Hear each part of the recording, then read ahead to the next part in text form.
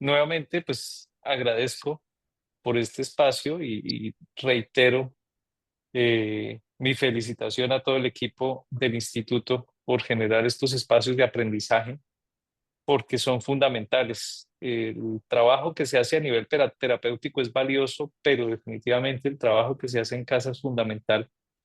Y quería comentarles pues que casualmente he atendido tres casos hoy, tres pacientes he atendido hoy, y es curioso ver cómo los papás nos esforzamos mucho por dar lo mejor de nosotros, por implementar las mejores herramientas, pero hay un pequeño inconveniente y es un error en el que caemos con frecuencia los papás y las mamás.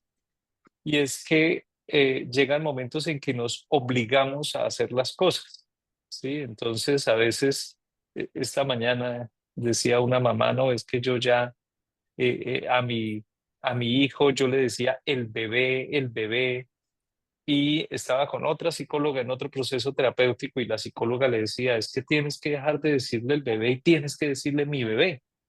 Entonces ella empezó a cambiar la forma de hablar de su hijo, pero yo le decía, bueno, el problema es que cuando uno se obliga a hacer algo, pues no es algo genuino. Es decir, si yo tengo una dificultad, precisamente en este caso que les estoy contando, esta mamá tenía muchas dificultades en su relación de pareja y parte de lo que no le gustaba de su pareja se lo proyectaba a su hijo, pues ella empezó a hablar fue del bebé, ¿sí? Que era, me imagino yo, un mecanismo de defensa para alejarlo. Eh, pero el obligarla a ella a que no, tienes que decirle mi bebé no funciona. O sea, cualquier cosa que hagamos obligados no funciona. Eso es muy importante que lo tengamos claro.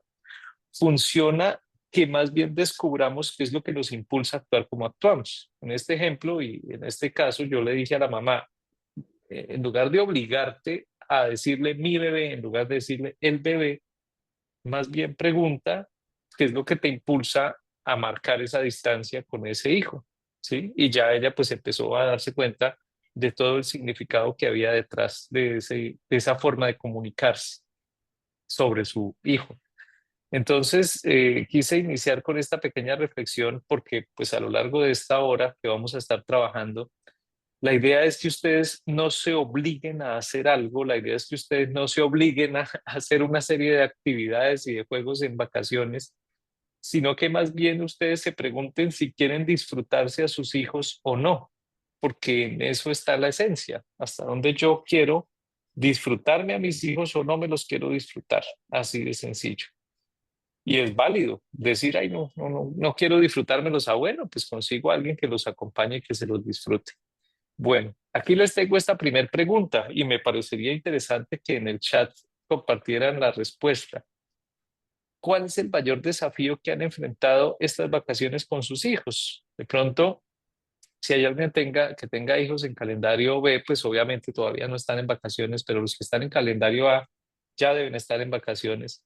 Entonces, para ustedes, ¿cuál es el mayor desafío? Me gustaría leer un poco y ahora yo les comparto para mí cuál ha sido el mayor desafío, porque yo también, bueno, tengo mi hijo menor que es adolescente, ya mis hijas están grandes, ya son adultas. Entonces me gustaría verlos, ver qué dicen ustedes, cuál es ese mayor desafío que han enfrentado en estas vacaciones con sus hijos,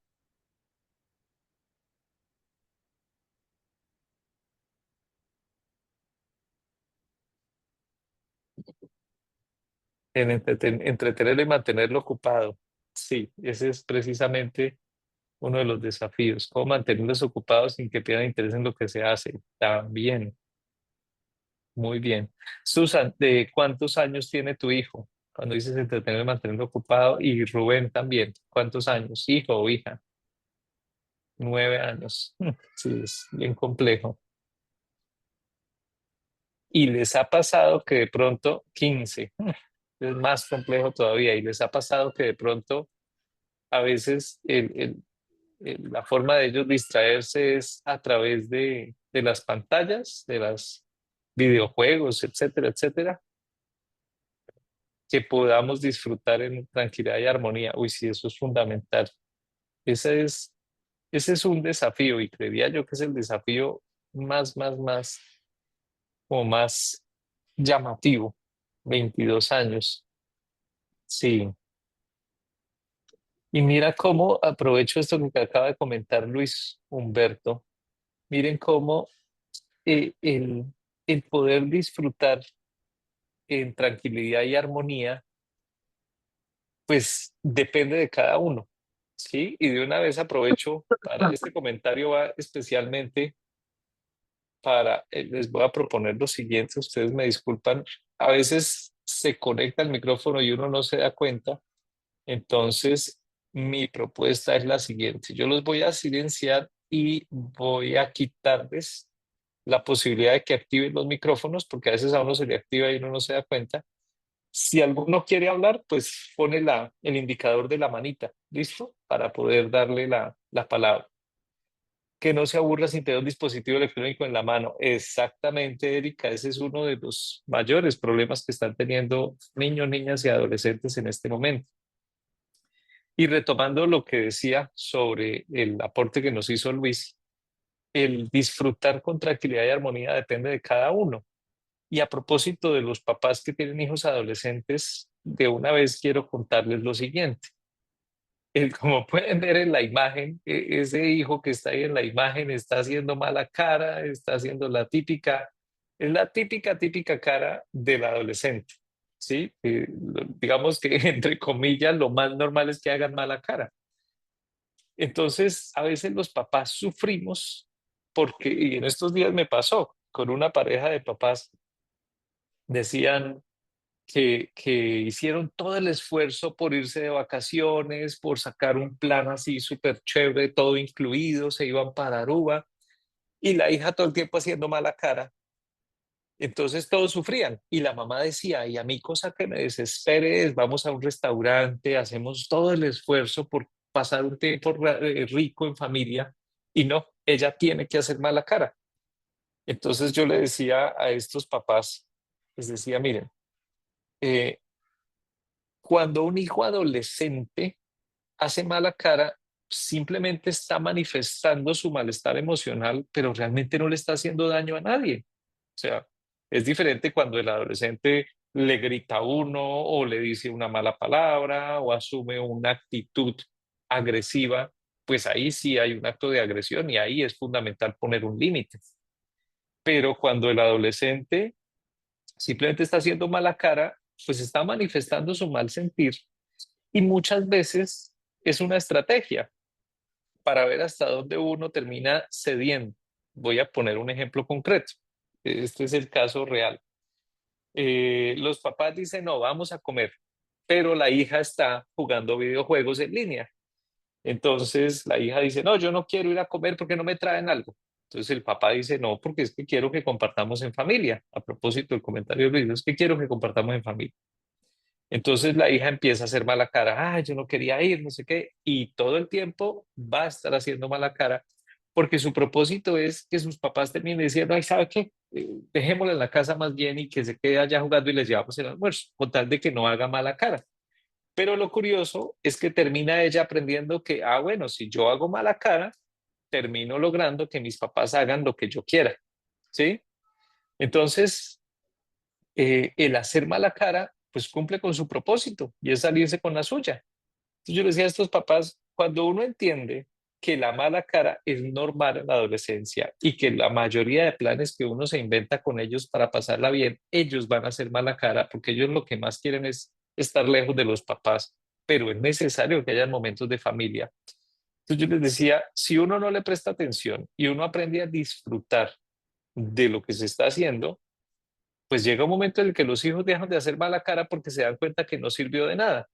Pero ahí es donde cometemos el otro error, porque entonces pasa que dejan de hacer mala cara, se ríen en algún momento y ahí es donde entonces nosotros decimos, sí ve, y usted diciendo que no le iba a pasar rico y mire que sí la pasó rico y ahí es donde la embarramos porque entonces otra vez se acuerdan de que no tengo que estar haciendo mala cara. No, es mejor no decir nada. Es mejor quedarse uno callado. Si la pasamos rico, pues la pasamos rico. Y el ejemplo empieza por uno. ¿Sí? Yo soy el que pongo el ejemplo como papá o como mamá de que mi felicidad depende única y exclusivamente de mí, de nadie más. ¿Sí? Y ahí conecto con lo que plantea Erika, que es un desafío terrible el que no esté aburrido sin tener un dispositivo electrónico en la mano.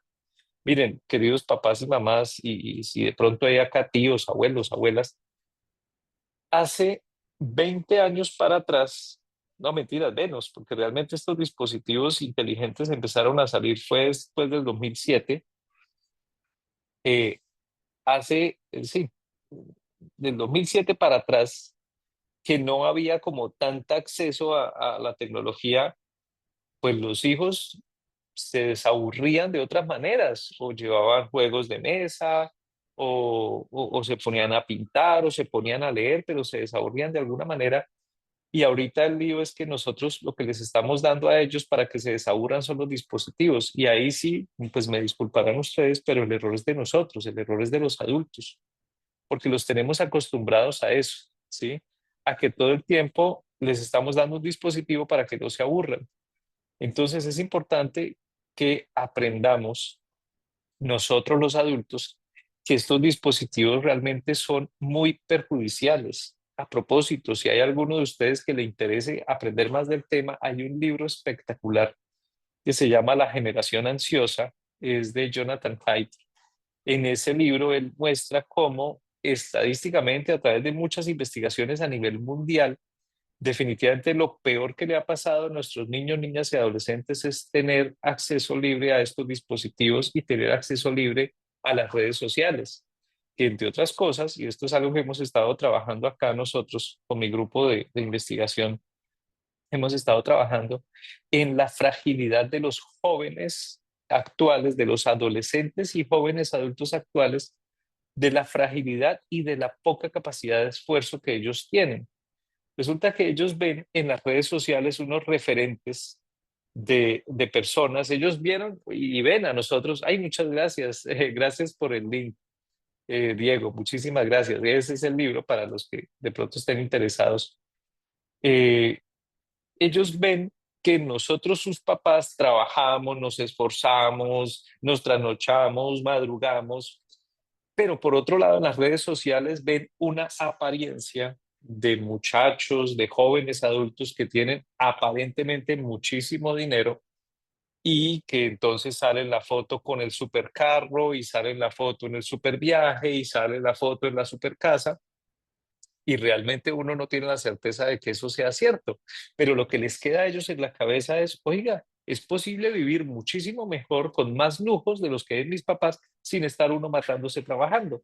Entonces la fantasía que tienen los adolescentes y los jóvenes adultos actualmente es que uno no tiene que matarse trabajando, que uno simplemente consigue todo facilito, lo único que tiene que hacer es tener una buena idea y volverse o influencer o youtuber, ¿sí? Y uno ve cómo estos influencers y youtubers, pues hay muchísimos, millones de ellos, pero solamente uno o dos realmente logran pues ser bastante exitosos económicamente y a nivel laboral. Entonces, ahí la cuestión es cómo el que ellos tengan un acceso tan temprano a las redes sociales también afecta su forma de ver la realidad. Y eso a propósito también está bastante documentado y muy bien documentado en este libro. Entonces, creería yo que en este momento, más que en cualquier otro, el mayor desafío que estamos enfrentando los papás con las vacaciones de nuestros hijos es eso, es el tenerlos alejados de los dispositivos, el poder disfrutar momentos agradables en familia y el tenerlos alejados también de los videojuegos, porque entre otras cosas, los videojuegos, pues los actuales videojuegos nos controlan, es decir, controlan a nuestros hijos, controlan su tiempo porque ellos no pueden ponerle pausa. Sí, yo recuerdo en mi época de adolescente, eh, compramos un solo videojuego y ese era el que jugábamos todos. Ese videojuego que era Sonic, uno le podía poner pausa cuando uno quisiera. Entonces, si llamaban a almorzar, listo, le pongo pausa y me voy, ¿sí?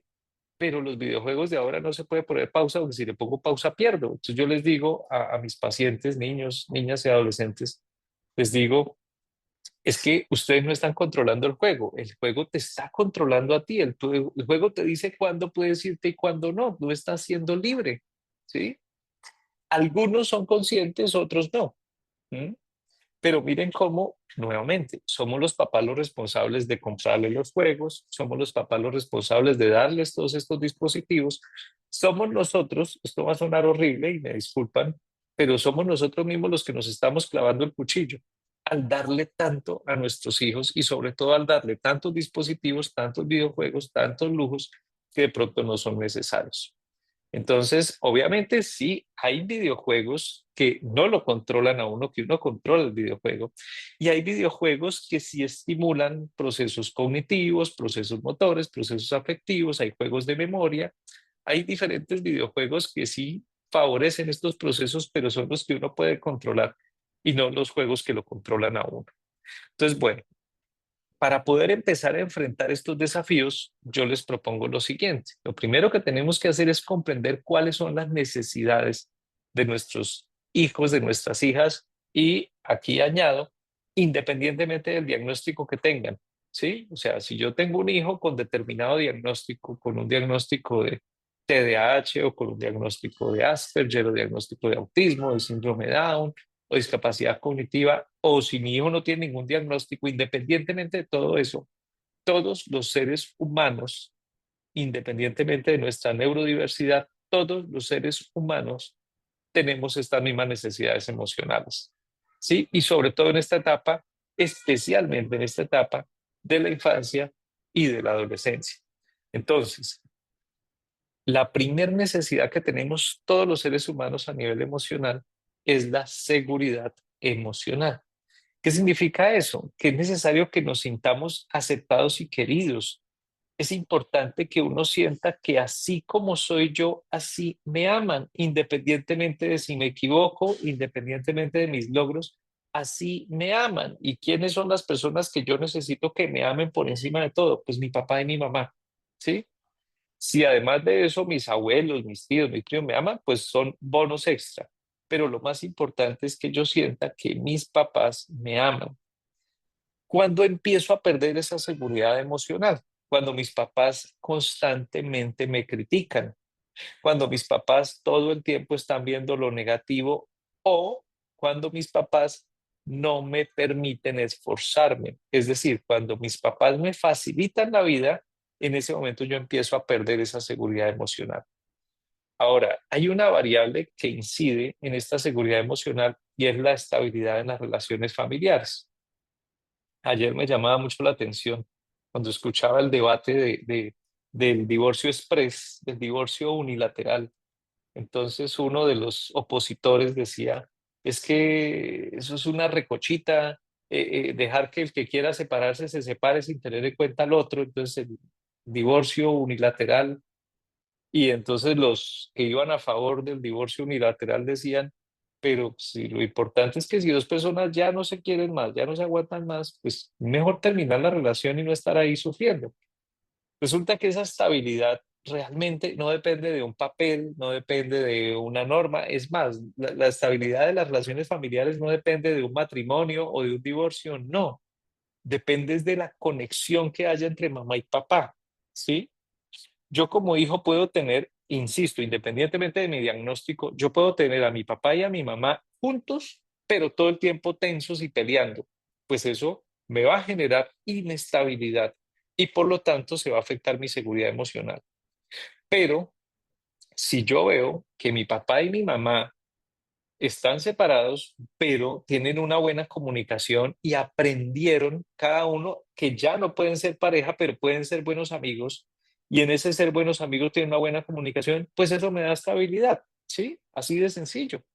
Entonces miren cómo, en últimas, gran parte de esa seguridad emocional depende de la estabilidad que cada uno de nosotros tengamos y cómo se la proyectamos a nuestros hijos. Y ustedes dirán, pues este tema que tiene que ver con las vacaciones, pues todo porque es que en las vacaciones, precisamente, si yo siento cubierta esa necesidad emocional, pues yo voy a estar tranquilo. Si yo no siento cubierta esa necesidad emocional, voy a estar buscando permanentemente algo que me dé esa aparente seguridad. Entonces me pego a los videojuegos, me pego a las series coreanas, me pego a las películas, ¿sí? Busco algo de qué pegarme, algo que me dé seguridad. ¿Sí? Y ahí es donde facilito empiezan las adicciones. Entonces me vuelvo adicto al videojuego, me vuelvo adicto a las películas, me vuelvo adicto a las series, pero cuando por el contrario me siento aceptado, me siento querido, siento la incondicionalidad de mis padres, Y además de eso, siento esa estabilidad, independientemente de que mis papás vivan juntos o no, siento esa estabilidad en las relaciones familiares, ¿sí? Ahora, puede ser que mis papás no vivan juntos, pero vivo con mi mamá y mi mamá tiene una nueva pareja y ahí veo estabilidad, perfecto, ¿sí? O puede ser que yo viva con mi papá y mi papá tiene una nueva pareja, pero veo estabilidad, perfecto. O sea, lo importante es sentir estabilidad en alguno de esos puntos. La siguiente necesidad es la validación emocional. ¿Qué significa? Que yo como hijo, como hija, nuevamente, independientemente del diagnóstico que tenga, necesito que mis emociones sean reconocidas y validadas, no que sean minimizadas ni ignoradas. Voy a poner un ejemplo, que es un ejemplo exagerado que siempre pongo, pero ayuda a que sintamos más, como más claridad. Si yo pierdo un ser querido, yo adulto, pierdo un ser querido y estoy muy afectado y alguien se me acerca y me dice, deje de llorar, ¿acaso llorando va a revivir al muerto? Pues obviamente en ese momento lo que yo siento es que esa persona no está validando mi emoción, que esa persona está minimizando mi emoción, ¿sí? Y esa persona de alguna manera está siendo muy respetuosa conmigo. Entonces, cuando por el contrario yo siento que mis emociones son validadas, que yo puedo estar triste, molesto y que mis papás lo validan y que me dicen, bueno, listo, sí, pues, o sea, entiendo tu rabia o entiendo tu tristeza, pero bueno, ¿cuál es la solución? Esa es la clave, validar la emoción, pero siempre encontrar una solución. Sí, entiendo tu rabia, ¿qué solución se te ocurre? Vuelvo al ejemplo que les daba al principio. La hija que no quiere salir a almorzar con los papás porque hace jugando videojuegos. El papá le dice, no, hija, es que yo quiero compartir un tiempo en familia. Es que no solamente son tus necesidades, yo también quiero y no son solo tus deseos, yo también quiero que compartamos un momento bonito en familia. Y la hija está molesta y el papá le dice, listo, entiendo tu rabia. ¿Qué solución se te ocurre? Y ella dirá, pues no voy, pero es que esa solución no es válida. ¿Qué otra solución? Ay, pues vamos, pero estamos un ratico, no sé qué. Y ya empieza uno a acordar pues para que haya un gana-gana, no un gana-pierde. Tercero, la sensación de pertenencia. Esa es otra necesidad emocional fundamental. El sentir que pertenecemos a algo y que tenemos un lugar importante en la familia. Ojo con esto. La sensación de pertenencia no se da en palabras. Yo le puedo decir a mi hijo, a mi hija, tú eres lo más importante para nosotros, tú eres lo más importante, pero resulta que lo tengo que recoger a las 4 de la tarde o a las 9 de la mañana de terapia y llego a las 10:30 a recogerlo. Pues obviamente lo que le estoy diciendo es tú no eres importante. O yo le puedo decir, sí, tú eres lo más importante, pero siempre llego tarde a las actividades de él, a las presentaciones que tiene. Entonces, obviamente, ahí ellos están viendo que no hay pertenencia. ¿Sí? En cambio, cuando se siente la pertenencia, pues empiezan ellos a estar más tranquilos y recuerden, esa tranquilidad va a permitir que se disfruten su momento libre, su tiempo libre. Y ojo con esto, ahí me estoy adelantando un poco a la parte práctica, porque este taller también va a tener una parte práctica. Y ojo con esto porque no se trata entonces de tener ocupados a nuestros hijos todo el tiempo, no, se trata es de que ellos estén tranquilos durante este tiempo, ¿sí? Eso es lo importante, que ellos se sientan tranquilos en su tiempo libre. Cuando uno se siente tranquilo en el tiempo libre, a uno se le ocurren ideas. Entonces, de repente, ay, hoy me dieron ganas de cocinar, hoy me dieron ganas de hacer unos pan de yucas, hoy me dieron ganas de hacer una torta, una natilla, unos buñuelos, ¿sí? Hoy me dieron ganas de dibujar, pero la clave, o sea, la intención real de qué hacer con mi tiempo libre surge cuando mis necesidades emocionales están completamente abordadas. Cuarto, la gestión emocional. Esa es la parte, creería yo, esa es la necesidad emocional que más nos genera dificultades, empezando por los papás. ¿Por qué? Porque nosotros, los papás de ahora, tenemos muy pobres herramientas afectivas, porque aprendimos muy pobres herramientas afectivas de nuestros propios papás. Entonces, nuestros propios papás lo que hacían era reprimir las emociones o explotar las emociones, ¿sí? Entonces, yo recuerdo cómo eh, mi papá en algún momento, si se molestaba, lo que hacía era empezar a regañar a todo el mundo, ¿sí? Y si estaba triste, lo que hacía era comerse la tristeza para que no se notara que estaba triste, porque es que los hombres no pueden llorar, ¿sí? Entonces, la gestión emocional es aprender a aceptar eso que estoy sintiendo, ¿sí? Y a encontrar la mejor forma de expresar eso que estoy sintiendo, ¿sí?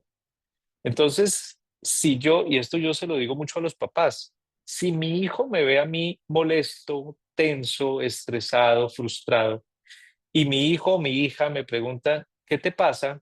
Y yo le digo, no, no, no me pasa nada. Lo que le estoy enseñando a mis hijos es a que repriman lo que sienten, ¿sí? Les estoy enseñando que uno en la vida tiene que, ¿me están escuchando bien? Sí, señor. Hola, hola. Ah, bueno, es que se me congeló aquí la imagen por un momento y creí que se había perdido el audio. Entonces les decía, uno como hijo o hija, si le pregunta al papá o a la mamá, ¿estás bien? Y los papás le dicen, sí, sí, estoy bien, pero se nota claramente que no está bien, pues lo que están aprendiendo es a engañarse, ¿sí? Estoy engañándome en mi sentir y le estoy enseñando a mis hijos que uno tiene que engañarse en su sentir y engañar a los otros. Esa es la lección que le estoy dando cuando yo niego una emoción. Sí, a veces los papás decimos, no, es que no quiero cargar a mis hijos con mis problemas, es que no quiero tampoco hacerlos sufrir a ellos. Listo, es válido, ¿sí? O sea, es válida esa justificación, pero no es la mejor solución. Realmente la mejor solución es que yo sea honesto con mis hijos sin entrar en detalles. Voy a poner el ejemplo concreto. Si mi hijo o mi hija se dan cuenta que yo estoy mal por algo, me dicen, papá, ¿te pasa algo? Pues yo puedo decirle, sí, sí, amor, estoy molesto, estoy tenso, pero no te preocupes que eso yo lo voy a solucionar. Entonces miren cómo estoy siendo honesto, no los estoy cargando con mis problemas y les estoy enseñando lo más valioso en la vida y es que todos los problemas tienen solución, que todas las situaciones en la vida tienen solución, ¿sí? Entonces, eso es gestión emocional, aceptar la emoción, ser capaz de enfrentar la emoción y empezar a buscar la solución. Siempre hay solución, ¿sí? Y muchas veces ante los problemas más complejos se da la solución más sencilla. Y la última necesidad emocional es el reconocimiento. El reconocimiento es ser capaz de ver eso que nuestros hijos hacen.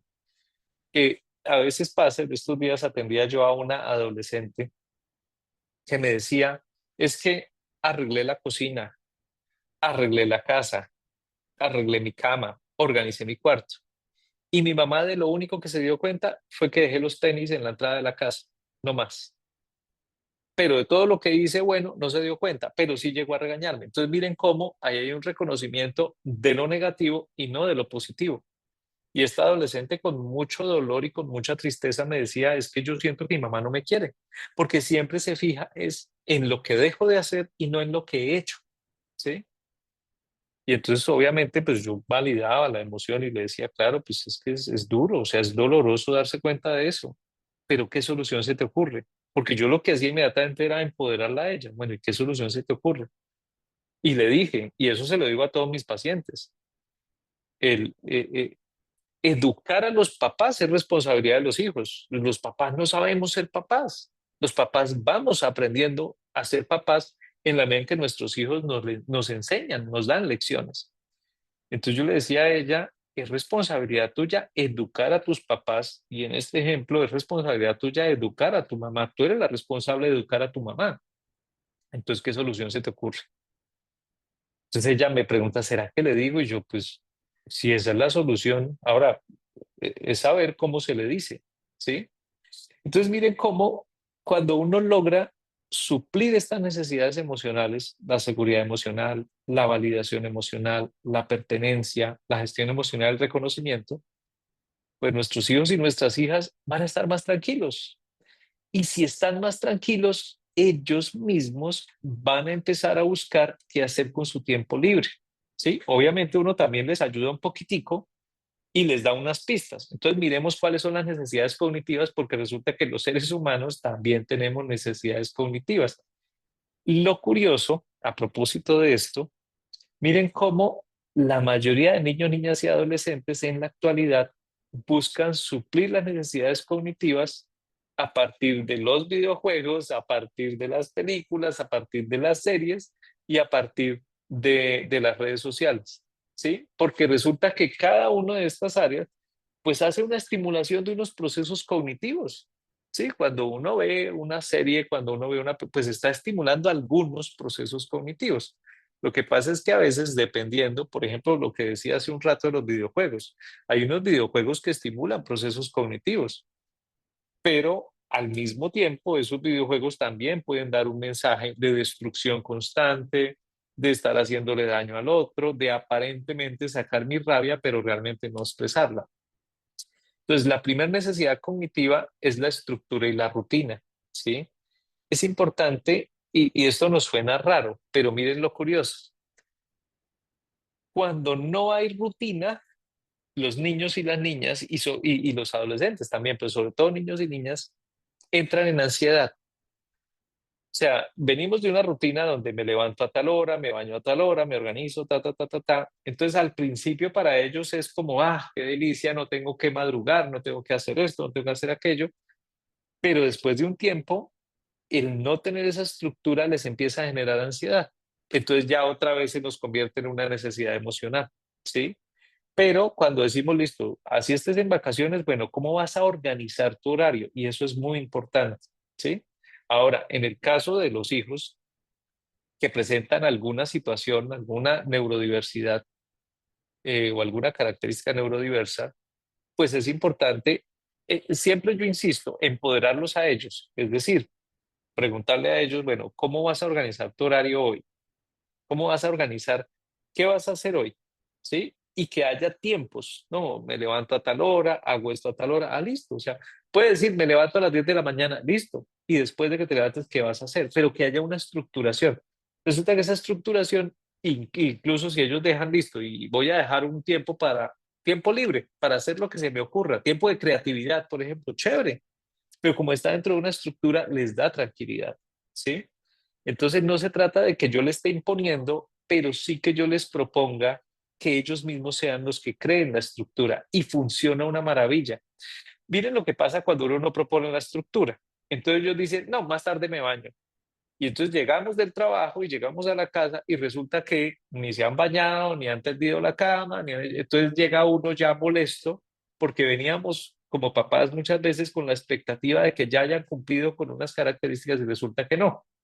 Ahora, si tenemos una persona que nos ayuda en las labores del hogar, pues es importante también hablar con esa persona y hablar con los hijos para que, ya que están en la casa, asuman responsabilidades, que ese es otro aspecto bien interesante, porque cuando los seres humanos tenemos retos, esos retos son fuentes de felicidad. Pero si los seres humanos, los papás o las mamás, no les dejamos retos a nuestros hijos, retos sencillos, tender la cama, organizar el cuarto, ayudar con el aseo de la casa, si no les ponemos esos retos, no hay satisfacción de logro. Y al no haber satisfacción de logro, pues lo que sucede es que empiezan ellos a sentirse cada vez más insatisfechos con ellos mismos. Entonces, es fundamental que haya esta estructura y esta rutina. La estimulación cognitiva adecuada, o sea, definitivamente es importante inventarnos algunas actividades, juegos que favorezcan la memoria, el pensamiento lógico, la atención, el razonamiento. Entonces ahí los juegos de mesa es lo mejor que hay. Incluso uno también puede proponerles a ellos, venga, pues organicemos un juego de mesa en las noches o en la tarde o cuando lleguemos para poder estimular estos procesos cognitivos. Otros son las pausas para el descanso mental. Esa es la otra, ¿no? A veces los ponemos a ellos en muchas actividades y es necesario que haya un descanso, que haya un momento de libertad donde yo pueda hacer lo que yo quiero, donde tenga la posibilidad de ser 100% creativo o 100% creativa. Si es necesario, esto es, digamos, ayuda mucho, pero no tiene que ser así tal cual, pero si es necesario un apoyo extra para las vacaciones en habilidades académicas que a veces pasa. A veces tenemos niños, niñas o adolescentes que les fue mal en matemáticas o les fue mal en inglés o les fue mal en español. Pues chévere que haya un apoyo en esta época de vacaciones y decirle a ellos, mira, esto no va a ser de toda la vida, ¿sí? Es lo que necesitas en este momento para que el otro año arranques más fortalecido o más fortalecida. A veces los papás decimos, no, si ya están vacaciones, ya desconectémonos del estudio, pero resulta que si tienen alguna dificultad en su proceso de aprendizaje, pues el dejarlos sin estimular estos procesos pues lo que hace es deteriorar más lo que ya se había conseguido. Entonces es fundamental que tengamos en cuenta eso. O sea, no, insisto, es solamente si es necesario, porque la idea ¿cuál es? Pues estimular estas necesidades cognitivas a través en lo posible de actividades lúdicas. Ahora, ¿qué se puede hacer? Hablar con esa persona que vaya a hacer el apoyo en la parte académica, pero pues tratar de que sea de una forma muy lúdica y nosotros mismos también como papás a veces, si queremos, nos podemos involucrar en eso para que el apoyo en esas habilidades académicas pues sea algo más agradable, que sea más un juego, que no sea algo impuesto y algo harto y aburridor. Y finalmente, que esta parte muchas veces los papás no somos conscientes, pero el fomento de la autonomía es crucial. Creo que ya en la conferencia anterior, en la sesión anterior había hablado de la importancia de la independencia y la autonomía y les decía cómo desde los 2 años de edad los seres humanos vamos aprendiendo a ser independientes y a los 2 años de edad la mayoría de niños empiezan a decir yo solito, ¿sí? Ahora, si hay alguna situación que implique neurodiversidad, pues obviamente puede ser que se dé más tarde, pero todos los seres humanos, absolutamente todos, independientemente de nuestra neurodiversidad, todos buscamos ser independientes y posteriormente ser autónomos. Independientes que yo sea capaz de hacer las cosas por mí mismo, autónomo es que yo ya me mando y no necesito que me estén mandando. Entonces, cuando yo aprendo que ya no necesito que mis papás me manden, porque yo ya me sé mandar y conecto este fomento de la autonomía con el primer punto que les expliqué de la estructura y la rutina. Entonces, cuando yo aprendo que yo no necesito que me estén mandando porque yo ya puedo organizar mi horario, yo ya puedo organizar qué es lo que quiero, pues en ese momento es donde empiezo a fortalecer esa autonomía y esa autonomía va a hacer que yo permanentemente esté buscando la forma de seguir estimulando mis necesidades afectivas y mis necesidades cognitivas. Pero si por el contrario, todavía tengo ya, no sé, 10, 11, 12, 13 años y me siguen diciendo todo el tiempo qué hacer, cómo hacer y cuándo hacer, pues eso me va a afectar tanto en mis necesidades cognitivas como en mis necesidades afectivas. E insisto, si hay alguna situación de neurodiversidad, con más razón tenemos que pensar, bueno, ¿cómo vamos a fomentar la autonomía en este hijo o en esta hija a pesar de su situación?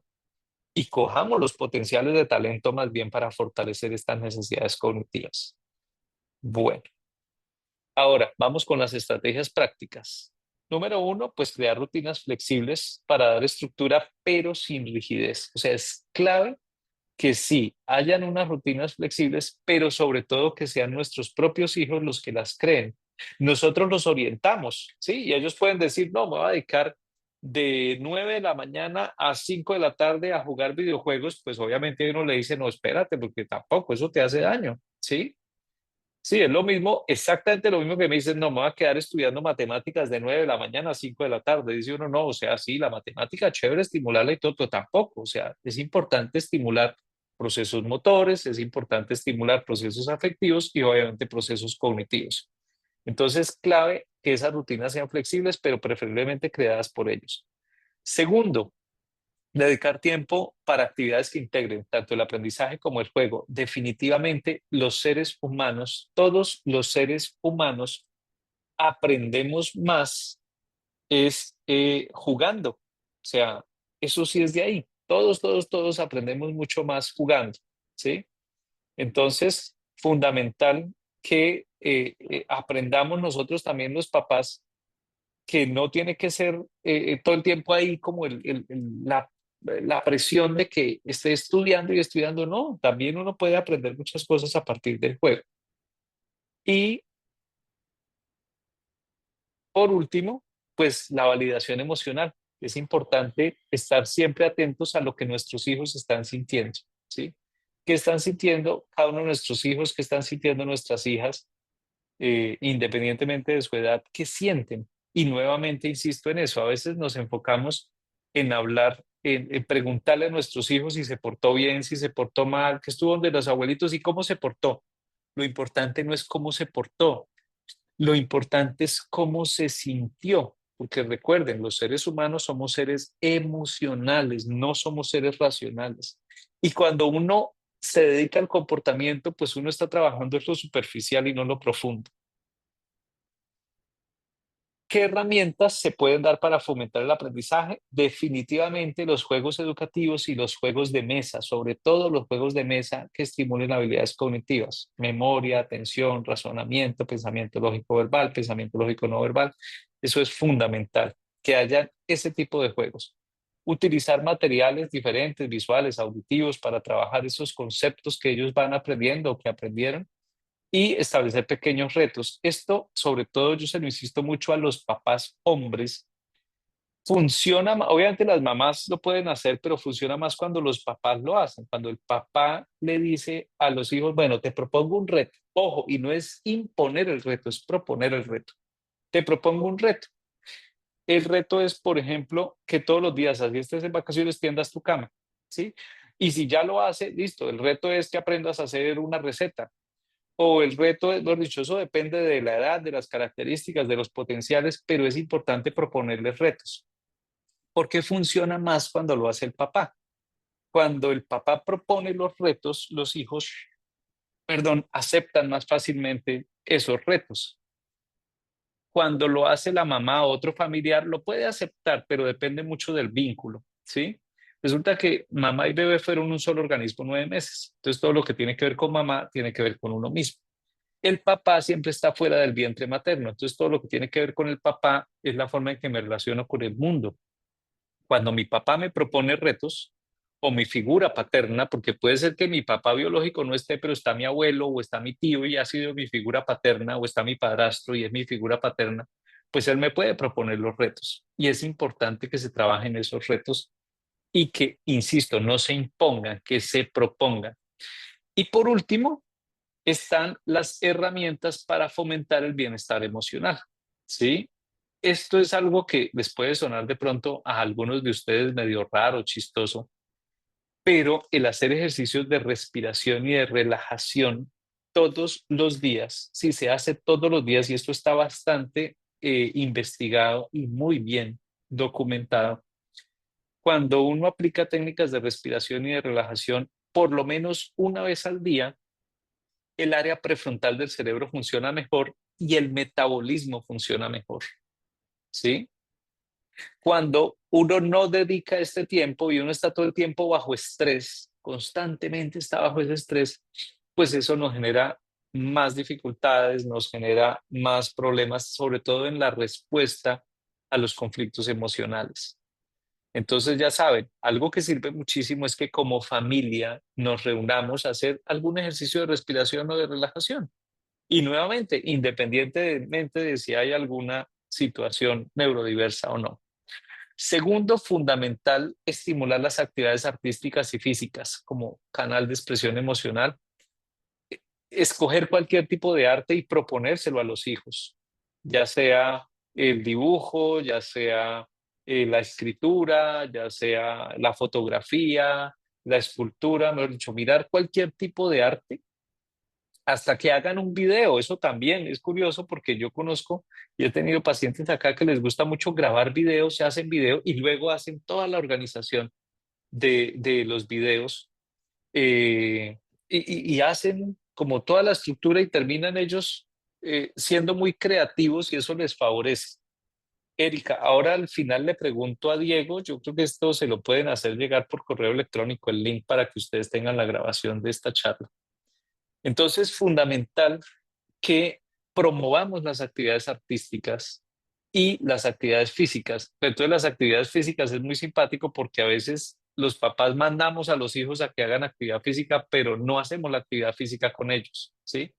Entonces, fundamental que nosotros también busquemos la forma de disfrutar con ellos esa actividad física, ¿sí?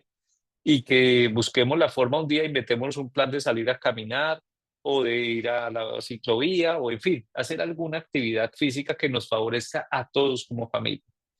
Y por último, pues las rutinas familiares, promover la conexión, reducir tensiones, tiempo de lectura juntos, tiempo de cocina juntos, estar sin pantallas y esto también, sobre todo, se lo sugiero a los papás porque infortunadamente A veces nos quejamos de que los hijos están pegados a las pantallas, pero yo he ido a restaurantes y veo al papá pegado a su celular, la mamá pegada a su celular, al niño lo tienen embobado con el otro celular y al otro con el tablet, ¿sí?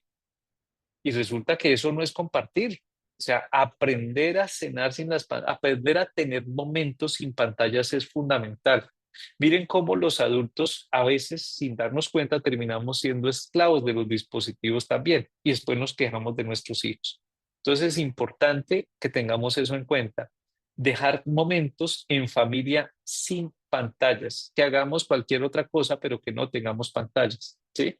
Incluso recuerdo, perdón por contar esta experiencia personal, pero creo que a varios de ustedes les podría ayudar en algún sentido. Cuando yo era niño íbamos a visitar a mi abuelo y mi abuelo vivía en una finca donde teníamos que ir 4 horas a caballo. Entonces imagínense ustedes, obviamente no había luz eléctrica, no había acueducto, no, era la finca y cogíamos agua del río. Pero lo más bonito y lo que más recuerdo yo con emoción positiva eran esos momentos donde nos sentábamos en la noche alrededor de una vela a contar historias, a hablar, a contar anécdotas. Y siento que eso de alguna manera me enriqueció a mí muchísimo emocionalmente y afortunadamente en esa época no había pantallas. Infortunadamente en la actualidad nos vamos acostumbrando tanto a las pantallas que no somos conscientes de que podemos vivir sin las pantallas. Entonces, esa es la sugerencia que les hago. Bueno, queridos papás, queridas mamás, queridos familiares, nos quedan 7 minutos. Si tienen alguna pregunta, con mucho gusto estoy aquí atento para resolverla. Si quieren activar el micrófono, ponen la manita y yo desde aquí les activo el micrófono.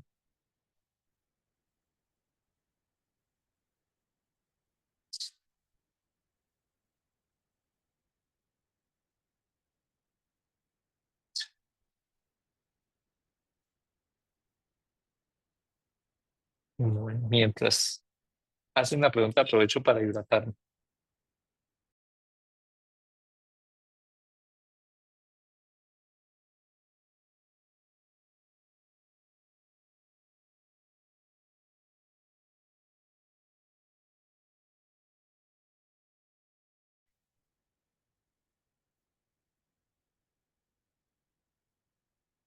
Listo, Susan.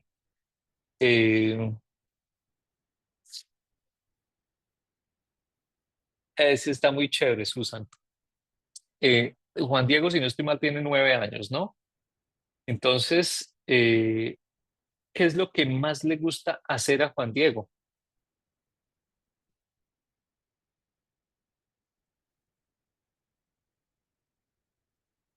Mm.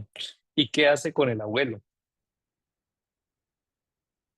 Si en algún momento quieres activar el micrófono, pones la manita y yo te doy la posibilidad de activarlo. Si quieres seguir escribiendo, no hay lío.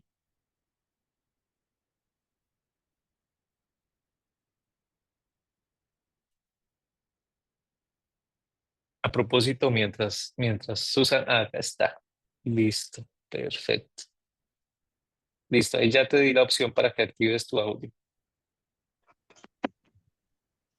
Bueno, a Juan Diego le gusta, o sea, la mayor parte cuando él está acá en la casa es estar con el abuelito. Entonces el abuelito como él instala pisos, él organiza su madera, organiza todo lo que es la parte de, o sea, sus cosas. Entonces él quiere estar ahí. Si el abuelito lava el carro, entonces él también quiere estar ahí ayudándole a lavar el carro. Si el abuelito está por allá en la terraza organizando madera, él está arriba con el abuelito. O sea, le gusta ayudar mucho, pero en la parte cuando está acompañado, pero de su abuelo. Ujú. Claro, y mira cómo ahí ya con eso que nos estás contando, y muchas gracias por compartir eso, ya con lo que nos estás contando, pues nos estás mostrando cómo a Juan Diego es un niño que aprende haciendo, ¿sí? Entonces, definitivamente con él vale la pena empezar a mostrarle. Entonces, ahora me voy al otro extremo. ¿En qué se desconcentra más? Cuando tú dices que es que no se concentra, ¿en qué se desconcentra, Juan Diego? ¿En qué actividad puntual se desconcentra? Bueno, Juan Diego, cuando digamos está haciendo sus deberes, que son las tareas, en la parte matemática, que él siente como que no entiende, entonces él trata de hacer otra cosa, o sea, me cambia la tarea. Él quiere hacer otra cosa Entonces sí nos hemos fijado mucho que él aprende más es a lo práctico, no estar como Mm, sentado en un puesto siempre ahí quieto, sino que esté, ejemplo, si vamos a hacer una suma, entonces está el tablero en un extremo y donde vaya a contar los palitos o si tiene frijoles o, o pitillos, ponerlo de un lado a lado para que se esté moviendo y así se concentre. Pero a veces ujú, pues no sea como el espacio, entonces él se aburre. O sea, él no es de mm. estar sentado, sino estar más como activo. Sí, mira que ahí buenísimo, porque ¿qué sucede? Él necesita aprender desde lo práctico y sí, sí alcancé a suponer que de pronto donde más se desconcentra en la matemática, porque la matemática requiere un mayor nivel de abstracción, ¿sí? Entonces, ¿qué es lo importante? Que él se dé cuenta que él puede aprender jugando, que puede aprender la matemática jugando y buenísimo si el abuelito también va influyendo en eso, ¿sí? Si el abuelito hace muchas cosas manuales y lo que decía de los pisos, eso es espectacular para aprender geometría, sobre todo porque los pisos es pura geometría, ¿sí? Y tomar medidas. Entonces, qué chévere que el abuelito empiece a involucrarlo a él y lo empiece a poner a hacer sumas y restas, pero a partir de lo práctico, a partir de lo que hace es empezar a enamorarlo a él con esa parte de la matemática, ¿sí? Que la matemática realmente es maravillosa, pero la matemática es cómo nosotros aprendemos a analizar y solucionar los problemas de la vida cotidiana. Para eso sirve la matemática. El propósito de la matemática es enseñarnos a solucionar problemas. Entonces, con más razón, qué bueno que pasa tiempo con el abuelito. Entonces, ahí mi sugerencia, Susan, sería que tú también buscaras la forma de conectarte a esa rutina y tú también empezaras a trabajar. Incluso creería yo, si le gusta mucho estar con el abuelito y hacer las cosas que hace el abuelito, probablemente le gusten también los Legos. Entonces, qué bonito también conseguir algunos Legos y si de pronto a ti te gusta y si de pronto pues hay alguna otra figura adicional ahí importante con él, pues que se conecten desde ese gusto y que empiecen a hablar de, bueno, digamos, es que los Legos también son pura matemática, ¿no? Porque todo el tiempo tengo que contar las fichas, tengo que diferenciar las fichas, tengo que, es más, para uno armar los Legos primero tiene que categorizar las fichas y categorizar es hacer conjuntos y eso es matemática. Entonces la clave es enseñarle a él todo esto y luego irle diciendo, mira, te das cuenta que eso es matemática y mira, acá están multiplicando. Necesitas una ficha de 2 por 3, o sea, ¿cuántas puntas tiene esa ficha? Tiene 6. Ah, sí, ¿ves? ¿Cuántos queda 2 por 3? 6. Ah, mira, esta es de 2 por 2. ¿Cuántos puntos tiene? 4. Y empieza ellos a entender que, venga, la matemática realmente es chévere y uno la está utilizando todo el tiempo. Entonces, mira cómo ahí uno le enseña a la que se concentre, pero desde su gusto. Ahora, adicional a eso, nuevamente, sirve el empezar a hacer ejercicios de respiración todos los días y el ejercicio de respiración por mucho dura 5 minutos. Hay que empezar con un minuto. Es decir, ven, vamos a hacer un minutico de respiración profunda. Y luego de que ya lo logra hacer un minuto tranquilo, entonces mañana hagamos 2 minutos. Y ya cuando logra los 2 minutos, hagamos 3 minutos y vamos implementando hasta llegar a los 5 minutos y todo eso va a servir muchísimo. Bueno, se nos acabó el tiempo, pero quiero preguntarles a ustedes y gracias por los comentarios, Angie. Sí, realmente estos espacios son fundamentales y lo mismo Luis, también esto es fundamental. Entonces, me pareció muy bonita. Y nació desde el colegio. Se comienza a generar la cultura del ahorro por 15 días. Ah, eso también ayuda muchísimo. El manejo del dinero. Eso es buenísimo. El manejo del dinero para la matemática, eso es espectacular. Qué chévere y gracias por el aporte de la familia de Federico. Ajá. Sí, eso es cierto, Erika, lo que tú planteas ahí. Esto no solamente sirve con un hijo, sino con toda la familia. Bueno, algunos de ustedes que en una palabra escriban en el chat lo que sintió en este ratico que alcanzamos a trabajar. ¿Qué sintieron? Ojo, ¿qué sintieron? Es qué emoción sintieron. Miedo, rabia, tristeza, alegría, tranquilidad, optimismo. ¿Qué sintieron? En una sola palabrita. Escriban ahí qué sintieron. Y mientras la escriben, pues les hago la segunda pregunta y es, ¿qué comprendieron? ¿Sí? El que quiera, escriba en una frase corta qué idea le quedó clara. ¿Sí? En una frase cortica, hoy comprendí tal cosa. Ujú. Muy bien.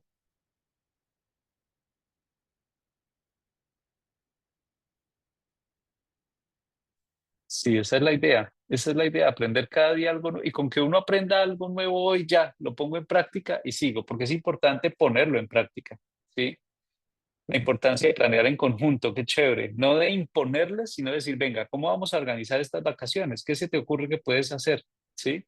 Y en los casos donde se necesita algún tipo de apoyo adicional, pues bueno, ¿cómo vamos a organizar ese horario para que logres? Yo insisto mucho en eso, ¿no? Hay momentos donde uno tiene que hacer pequeños sacrificios. Entonces, listo, estas vacaciones nos vamos a dedicar a mejorar en matemáticas, pero ya sabemos que las próximas vacaciones podemos salir y pasear y disfrutar. La importancia de los juegos de mesa, eso es totalmente cierto, Yuri. Eso es lo mejor que hay.